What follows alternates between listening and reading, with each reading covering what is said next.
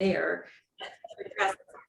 to address this concept. So, and the way I'm looking at this, that when I look at the Shema, it's like, okay, you're supposed to love God with your whole heart, and then you're supposed to love your neighbors as yourself.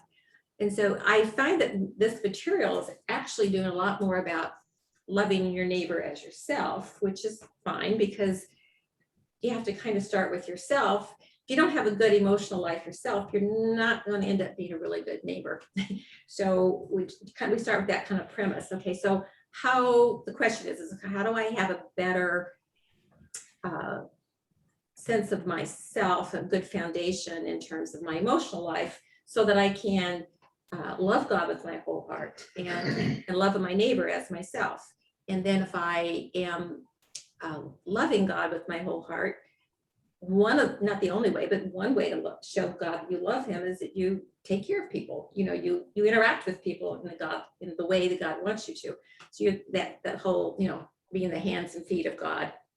So that's how I'm trying, as I look at that, this material to me is saying, this is a way forward to think about how I can have a strong emotional foundation in my life and therefore be a better neighbor to a wide range of people.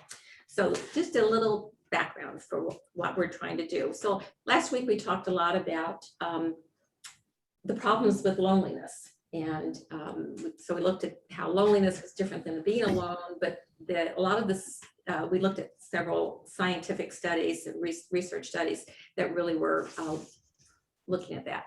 How do I get rid of this thing?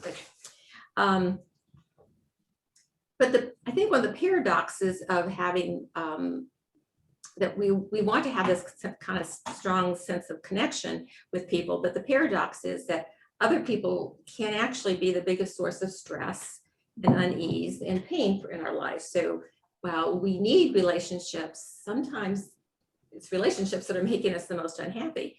But they really are the biggest source of support, and relationships bring us the most joy and bring love into our life. So the question then is, how can we capitalize on the aspects of relationships that do bring us joy and love? So where do I go back to this? I have to bring up my slides, yeah. My assistant.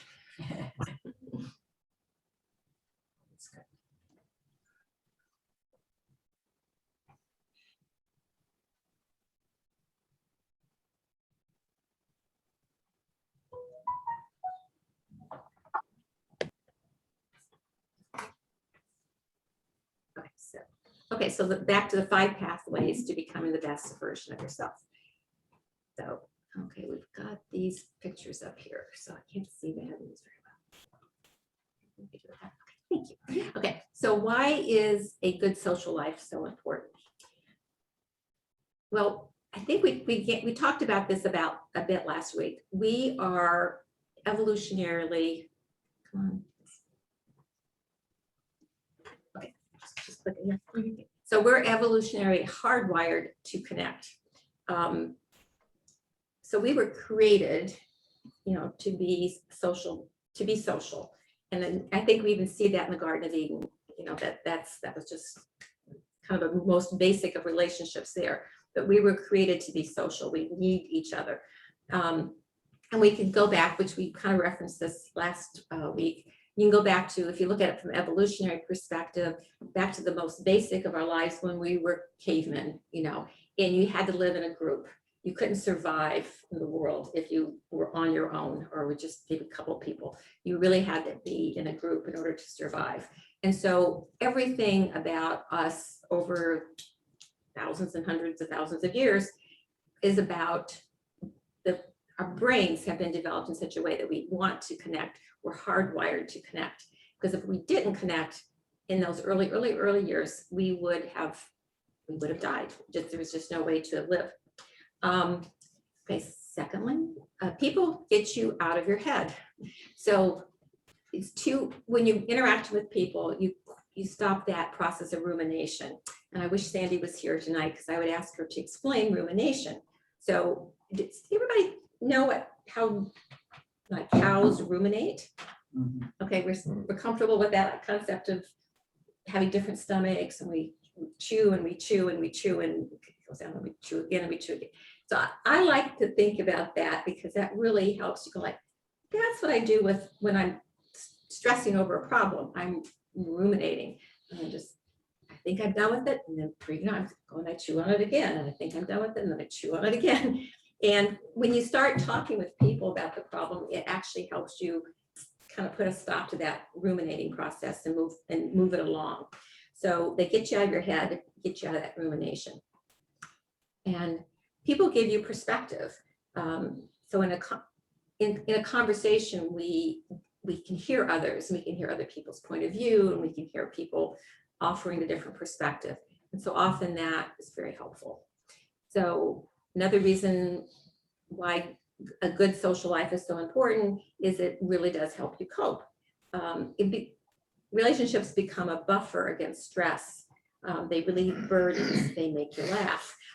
All those things really help bring down, your coping improves so much more, when you're with other people. And encourages healthy habits. So like if you're close enough to a person, you can say, oh, I know that they're on a diet, and I can say, how are you doing on that? Or they're doing an exercise plan, and we can encourage them. How are you doing with that exercise plan? Oh, did you go walking this week?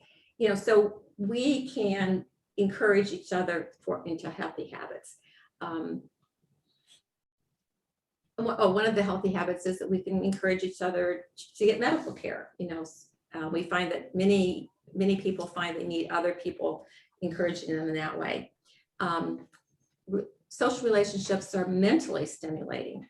So you think about it, when you are really in a conversation with someone, there's a lot of different neurons firing in your brain. You're doing eye contact, you're noticing their body language, you are you're kind of aware, are they interested in this conversation? Maybe I should shift, maybe I should change the subject. They just asked a question, I always talked over them, I better, I need to go back and straighten that out. There's a lot of things going on that your brain is doing besides just coming up with something to say. So conversation with people is good for the brain, it's mentally stimulating. Social interactions help you form identity and purpose. I think we kind of can imagine, we can sense that just in the way we encourage each other at church. You see someone expressing one of their talents or their spiritual gifts, and we send them an encouragement card. We let people know that we appreciate what they're doing.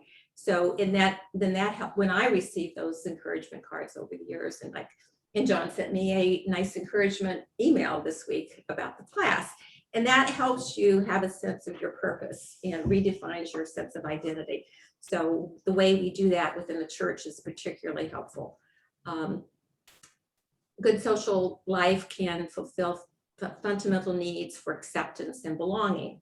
I remember, some years ago, Dale, you were talking about, belonging is sometimes the thing we need to help establish first in the community. And then we get to a place where we might behavior, and then you would end up having some beliefs, and how we often did that backwards. And but having a relationship and helping people feel like they're part of a group and have a sense of belonging, that is the more foundational step you take. And then over time, they might come to understand or have beliefs that are similar to the group's belief.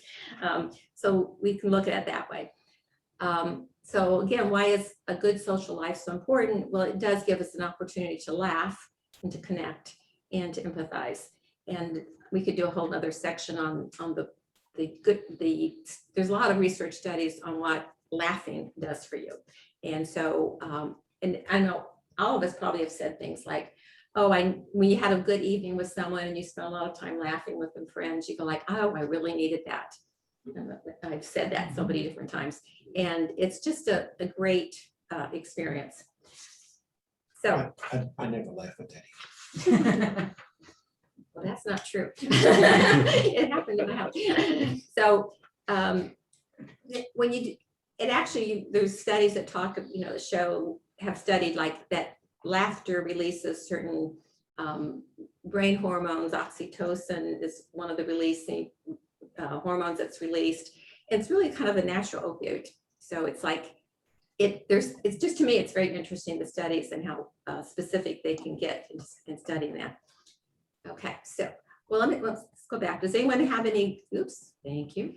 Any comment on, and I can't, up there. Does anyone have any comment before we move on to the next? Good, okay. Okay, then we'll move on to consider something we'll call weak ties and strong ties. So, okay, so strong ties, or in terms of relationship, we can think of as maybe your close friends, close family members. Not everybody in your family might fit in that category, but some of them, and or a romantic partner, or some, but they're people that provide a large measure of support and love, people that you really know well. And you really can only have so many people in that circle, but it's a very important circle to have. And we tend to think the more what the group that's called the weak ties maybe is not as important, but they are still very important. They could be acquaintances, friends of friends, they could be people in large social groups, a distant relative, social media friends even. Often they're really good for things like if you're looking for a job, you want to have a large group of the weak ties. And so both types really matter. I often feel like when I'm talking with people who are, in the latter part of their lives, like in my age, is that those people you had as your strong ties, that number becomes smaller and smaller. And I find myself encouraging people to really look at these other people that are your people that you're connected to, but not as strongly, and work deliberately to choose some people to become now one of your core people. And I think that's we do that, but sometimes we don't do it as deliberately, intentionally. But we probably, especially those, I think in this age group that's on the call, except for Julia, find ourselves where, we do lose friends. They move, they get old, or they die, or we just lose friends, and so we need to be constantly aware of, I need to bring more people into my friendship circle, into that stronger circle. So both types of connections really do matter. Okay, so some of these benefits of the weak benefits of weak or loose ties were studied in a study from Sandstrom and Dunn, which was in 2014, University of Vancouver. So people often are reluctant to have interactions with strangers, right? We just like, oh no, we don't want to bother you, that would be really rude. It's just like, I don't know how that's going to go. But when they do, the studies are showing that they are happier than they expected to be. So I'm going to tell you about a Starbucks study. So there's a group, I guess people stood outside of Starbucks and asked if they would like to be a part of the study, and they offered them money to participate in the study. And so some people were asked, they were randomly put in different categories, and some people were asked, just go into Starbucks, do your thing, do it as efficiently as possible. So don't try to stop and engage with people, just go do your thing, get out, not rush, but try to be efficient. So that was the control group. And then the other half of the people coming into Starbucks and asking if they would like to participate in the story they suggested that they were asked to, would you just go, as you go talk to the barista or the people in line with you, or somebody that you try to have some sort of social interaction. So maybe it's just like, oh, hi, how's your day going? What kind of coffee do you like? Or is the weather nice out today? Just some sort of interaction. And then when they came out, and they would say usually they would find on average that those people, it took them maybe 4 to 5 minutes longer because they started to have this interaction. When they did kind of some sort of questionnaire at the end of when they came out, like, how happy are you at the moment? I don't know what that questionnaire looked like, but they were a measurement to see what the mood was like. And consistently, the people who had the interactions had a higher level of mood. But the interesting thing was that, like, they checked back with both groups. They checked back with people later in the day, and the people that had the social interaction had a higher mood later in the day as well. So they were kind of like wanting to look into say, well, what was that about? What created that process? And they don't really know. That's going to require more study, but they thought it might have to do with that just brings up more energy, gets the neurons in the brain firing more. You have something that builds on it, and just that the big start of the day. And you think you might have more confidence to carry on that conversation again. So in terms of momentary happiness, it doesn't seem to matter if you have an interaction with someone that's a strong tie, or either whether you have a weak tie or just as a stranger, that it can actually raise your mood. So the study would say that the total number of social interactions per day equals greater happiness for us and likely for the other. So it really, by doing that, we're doing the other a favor. We're having a chance to raise their mood for the day as well. So sitting in this room is somebody that I think Laconia is very good at this. He practices this all the time. I don't know that he notices that he does this all the time, but you're probably the strongest example of Yeah, that. I'm weird. You're weird, okay, but you're happier because of it. It feels significant to me that coffee was a part of this study. Maybe so. So another study was done by a group, Epley and Schroeder, in 2014, and they actually did 9 different studies, and it was called Mistakenly Seeking Solitude. So, and this again had to do with interactions with strangers.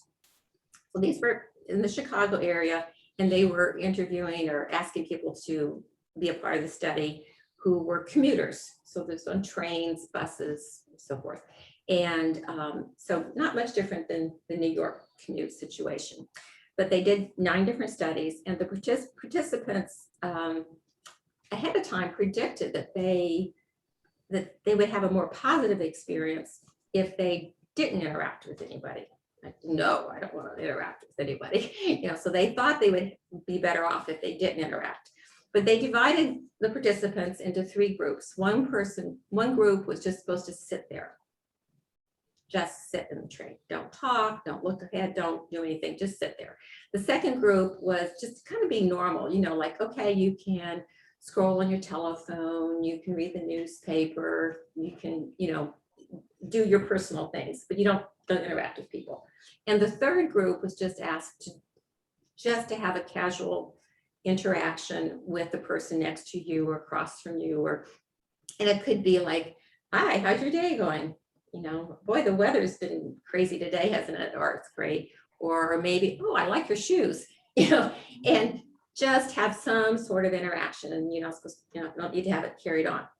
But then they talk to the people afterwards to find out how that interaction went, and then later in the day, how are you feeling? And they talk to all 3 groups, and consistently, the people who had the interaction were happier at the end of their commute and were happier at the end at another part during the day. So does this surprise people?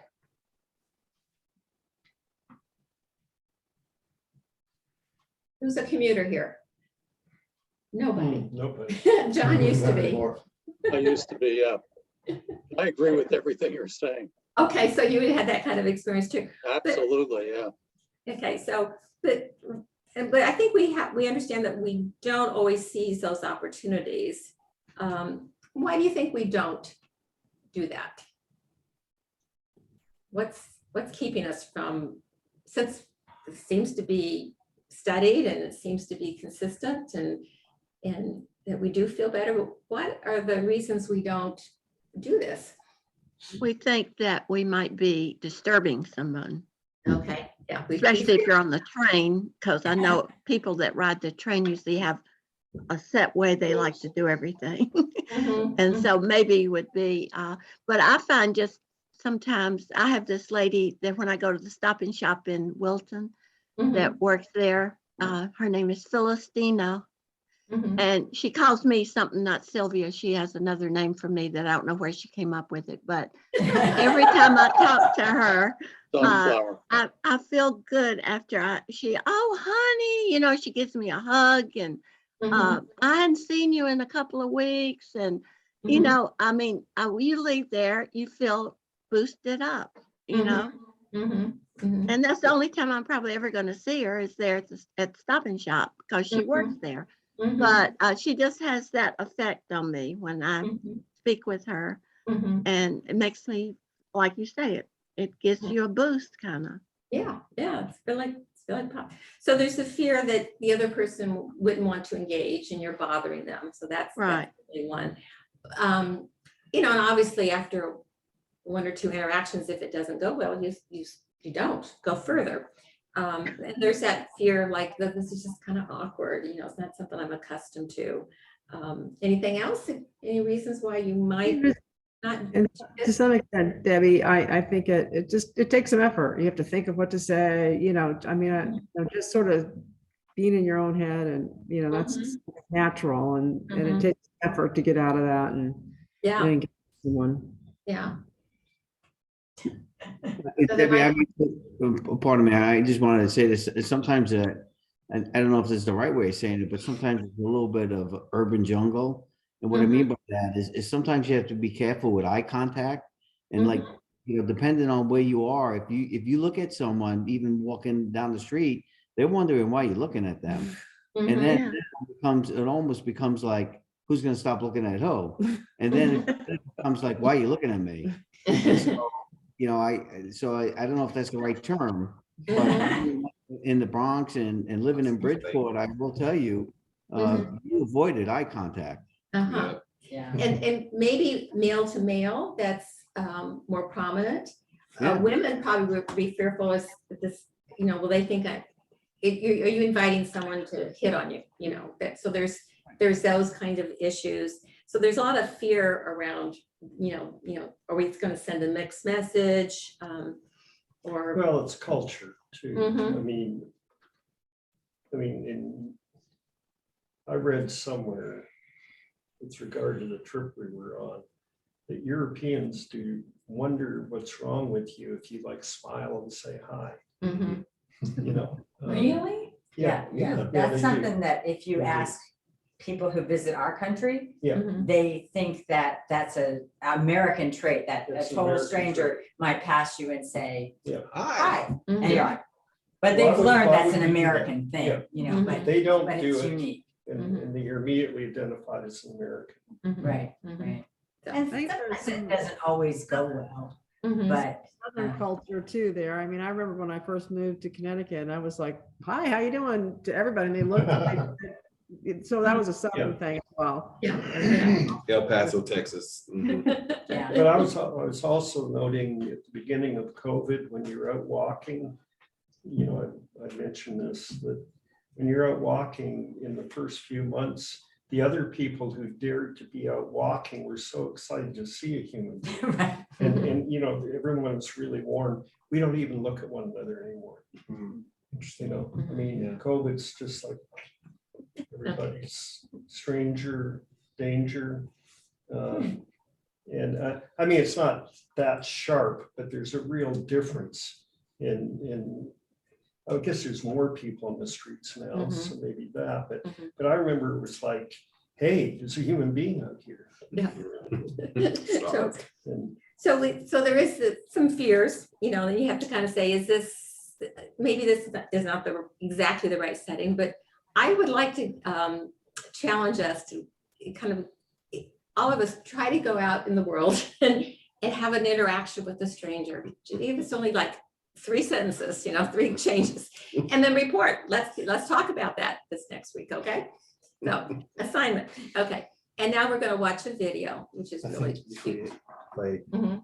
we've either got to unmute I her think or if just the you, sound. uh, Yeah. sure. Oh. Do you remember what your password is? Oh, God, it's Zoom.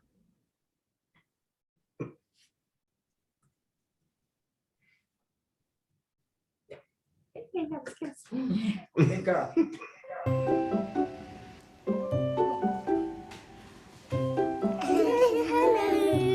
Hi, Maximize the view there. it's Layla. Cool. Are you here with your parents or? Yeah, with my mum. Are you shy or something? No. It's kind of boring having a tea or coffee by yourself. You need somebody to talk to. Why are you wearing a hat? How much money do you have? Why is your hair white? I think Trees in autumn, you can ask a tree, why are your leaves brown? Do you mean in the bank or Like your pocket money and stuff like £560 a month pension? that. Wow. If you had that, what would you do? I would get a dog and get a house and a swimming pool and go next factor. Do you have Netflix? Nothing like that. I've just got a radio. We normally play bulldog. You still play bulldog? I remember playing that. Peter Piper picked a peck of pickled peppers. Peter Piper picked a... Okay. Where are your friends and where they are right now? Some of my friends are abroad. I was born in Jamaica, so a lot of my friends are there, I mean, I'm new in London. Well, I've had hundreds and thousands of friends. At the moment, I've got a lot of Facebook friends. Well, Maybe I can sit with you and have some coffee. Yeah. You like coffee? Yeah. Do you? What's your favourite? Hot chocolate. Hot chocolate. Why can't everybody be friends? That's a good question.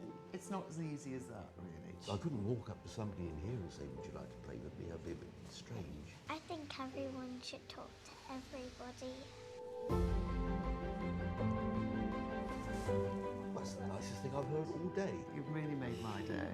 Making friends is easier than eating chocolate. I think everyone in the world should have one big party and become friends.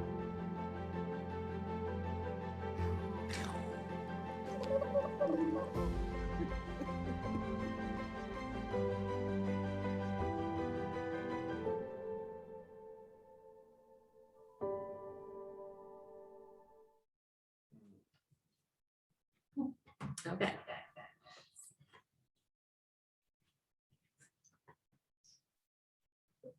Okay, we're going to.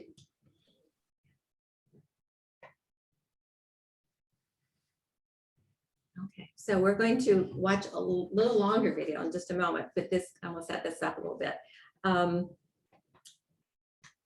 So now focus, that's kind of focusing on, we just looked at the idea of like bringing more people into our lives becomes in those loose ties, and more loose ties, people becoming close ties eventually. Not that all, but everybody in every category is valuable as a relationship. It brings something to our lives.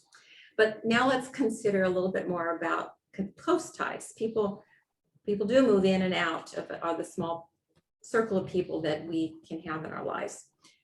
So since that's the case, let's try to prioritize quality. Okay, so quality of people. Are they supportive? Are they trustworthy? Are they inspiring? Are they fun? People who foster healthy habits, because habits are contagious. I want to be around people that bring out the best in me. Now, that doesn't mean I don't have any other people that I'm trying to, be supportive of, who need that pulling up and out and so forth. But I have to have some people in my life that bring positive energy as well. So thinking about how to build those relationships is kind of where we're going now. So this is a video of a TED Talk about this study. And this is an 80-year study. That's a study that's been going on for 80 years, which is unheard of. So it's based on Harvard. He's going to tell you a little bit about it. But in this, he's looking at a particular class that graduated from Harvard.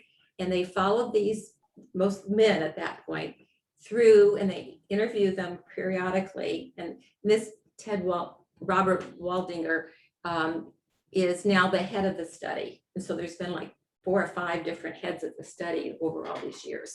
And so I just find it pretty fascinating. So we'll start that. We might end up running, it's about 13 minutes. So we'll only have a few minutes to discuss it afterwards.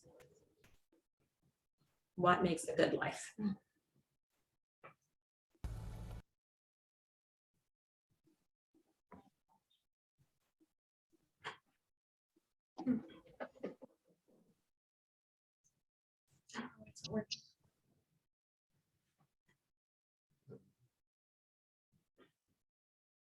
Speaker down there, the lower left-hand corner. If you were going to invest now in your future best self, where would you put your time and your energy? There was a recent survey of millennials asking them what their most important life goals were. And over 80% said that a major life goal for them was to get rich. And another 50% of those same young adults said that another major life goal was to become famous. And we're constantly told to lean into work, to push harder and achieve more. We're given the impression that these are the things that we need to go after in order to have a good life. Pictures of entire lives, of the choices that people make and how those choices work out for them, those pictures are almost impossible to get. Most of what we know about human life, we know from asking people to remember the past. And as we know, hindsight is anything but 20/20. We forget vast amounts of what happens to us in life, and sometimes memory is downright creative. But what if we could watch entire lives as they unfold through time? What if we could study people from the time that they were teenagers all the way into old age to see what really keeps people happy and healthy? We did that. The Harvard study of adult development may be the longest study of adult life that's ever been done. For 75 years, we've tracked the lives of 724 men. Year after year, asking about their work, their home lives, their health, and of course, asking all along the way without knowing how their life stories were going to turn out. Studies like this are exceedingly rare. Almost all projects of this kind fall apart within a decade because too many people drop out of the study, or funding for the research dries up, or the researchers get distracted, or they die, and nobody moves the ball further down the field. But through a combination of luck and the persistence of several generations of researchers, this study has survived. About 60 of our original 724 men are still alive, still participating in the study, most of them in their 90s. And we are now beginning to study the more than 2,000 children of these men. And I'm the 4th director of the study. Since 1938, we've tracked the lives of 2 groups of men. The first group started in the study when they were sophomores at Harvard College. They all finished college during World War II, and then most went off to serve in the war. And the second group that we've followed was a group of boys from Boston's poorest neighborhoods. Boys who were chosen for the study specifically because they were from some of the most troubled at disadvantaged families in the Boston of the 1930s. Most lived in tenements, many without hot and cold running water. When they entered the study, all of these teenagers were interviewed, they were given medical exams. We went to their homes and we interviewed their parents. And then these teenagers grew up into adults who entered all walks of life. They became factory workers and lawyers and bricklayers and doctors, one president of the United States. Some developed alcoholism, a few developed schizophrenia. Some climbed the social ladder from the bottom all the way to the very top, and some made that journey in the opposite direction.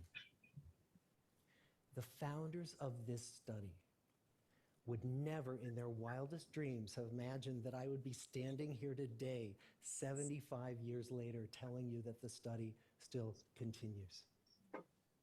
Every 2 years, our patient and dedicated research staff calls up our men and asks them if we can send them yet one more set of questions about their lives. Many of the inner city Boston men ask us, why do you keep wanting to study me? My life just isn't that interesting. The Harvard men never asked that question.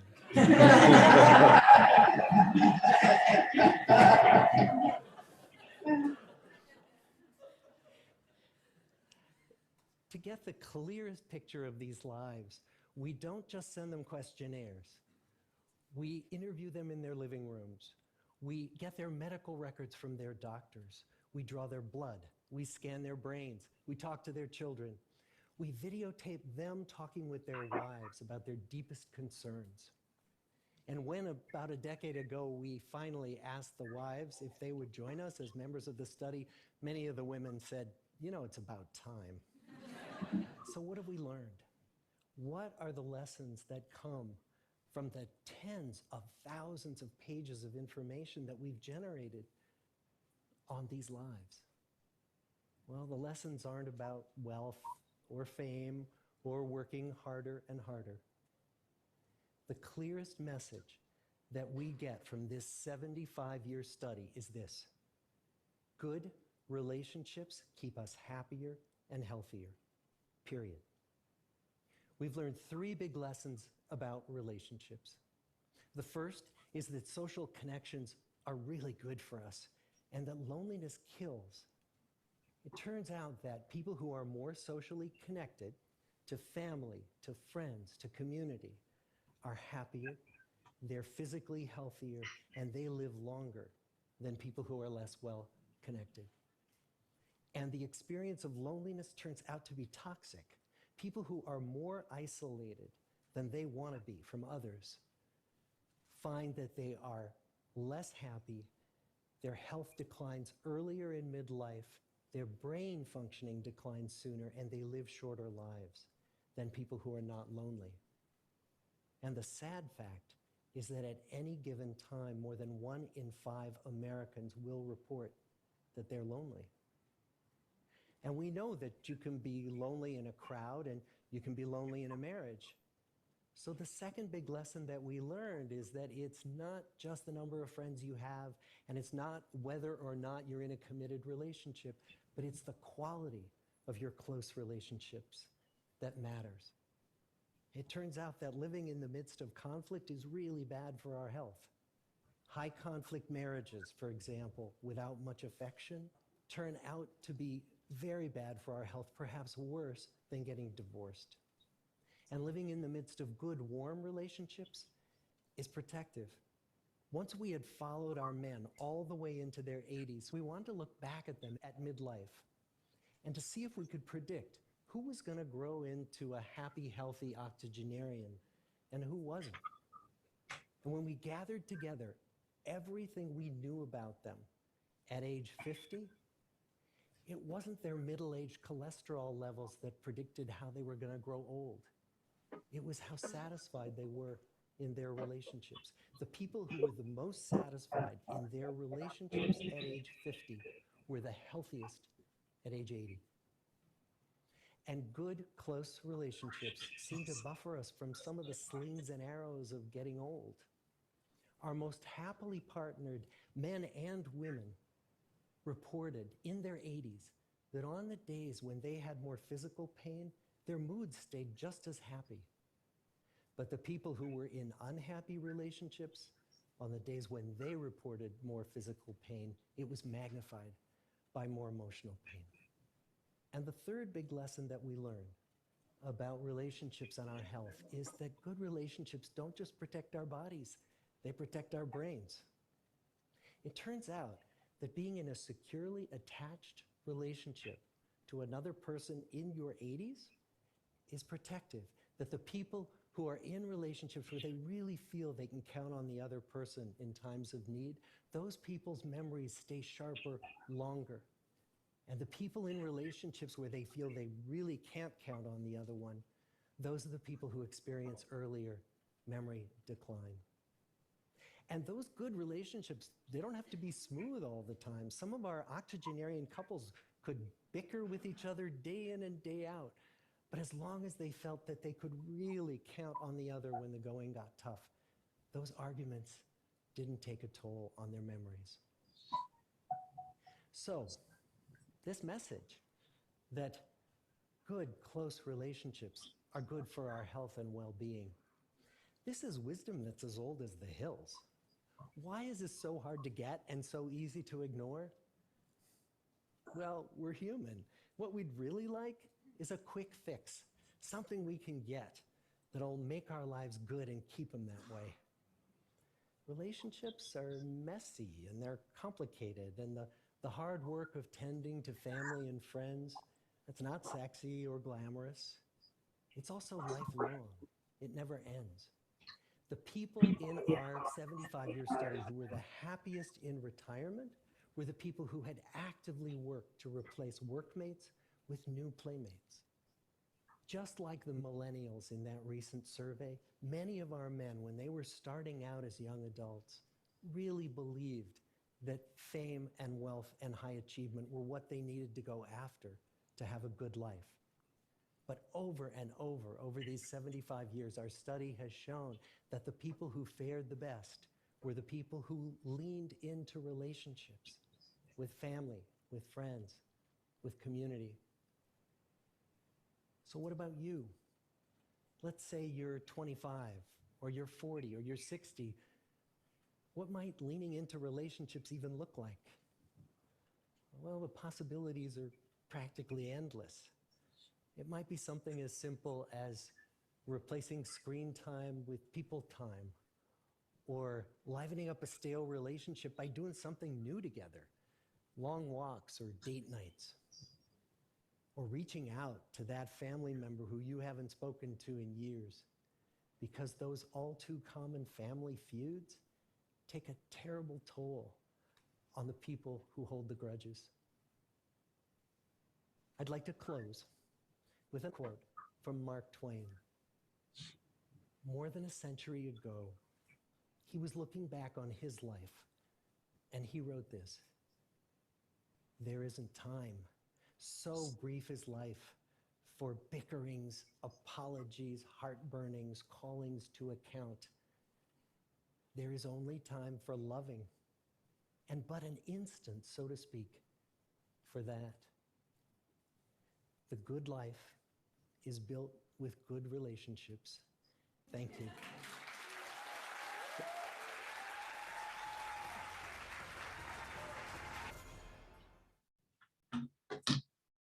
Okay. Sorry about that. Managing all these audio issues. Okay, I want to leave us with a thought. Maybe we just have 2-3 minutes if people stick with us a little bit longer. What do you think what we just learned about this study, what do you think this says or could say about how our church relationships can or could positively impact our lives? I just say, thank God for the Stanford Church of Christ. So you feel like that is an example of you have many strong Big deal. relationships here that makes a difference in your emotional, physical, spiritual life. Yeah. Big deal. Health. Debbie, one thing that comes to mind for me is that, you know, that you make a lot of transitions in your life and you go, you know, from churches to church and, you know, sometimes when you've been a place, you know, for a very long time, you know, such as yourself and John, it isn't as easy to kind of get into that, to have solid relationships that you're developing now, like in your 50s or 60s.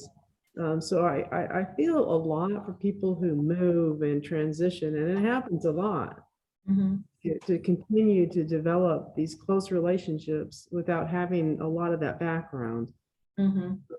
So I don't know, that just occurs to me. So you're saying that you feel like it takes a toll, when you have to change your core social group, it takes a toll on you, and one has to be very intentional about replacing those relationships or finding new relationships to connecting with those that you're around, you know, and like you said, being intentional about that. 22 years ago, I was invited by the Providence Road Church to be their kindergarten youth minister, kindergarten to 5th grade youth minister. And they flew me down and they offered me $100,000 a year. And they were going to give me Monday through Thursday off. So I could do storytelling. I just had to be there Friday, Saturday, and Sunday. And it took me all of 30 seconds to say no. And it wasn't a noble decision. I didn't want to give up the relationships I had with this church family and this community. Yeah. So we had those relationships were strong enough that you couldn't monetize them. And a 1,500 member church that 95% voted for George Bush. I would have died. Yeah. And that's not to say people can vote for Bush, but 95% of any place is a place I don't want to be. Yeah, it's too much. Yeah. Okay.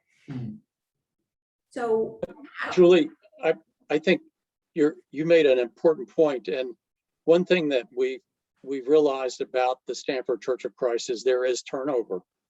And for Rosemary and me, for years, we'd invested in relationships, and then the people moved. And it was heartbreaking every single time. And then we just realized that's the price you pay for this interaction. And we learned to build new relationships and not expect that they would be for life. And once we sort of worked our way through that, we're just as happy as with the new friends as we are with the old friends. Yeah. But it was definitely, there was pain in those relationships. Yeah, it's grieving. But grieving doesn't say you stop building relationships. Right. They were worth it. Yeah. Well, Rosemary needs to get better reaching out to strangers. Their kids reach out to her. Right. Yeah. So I think this is it's a question for us to, or how do we get more people? I think the people in this room and on the screen get this. You know, we're amongst the group that really understands the value of relationships and the value of relationships that are built with the same values and principles and faith structured. That all those things make perfect sense to everybody in this space.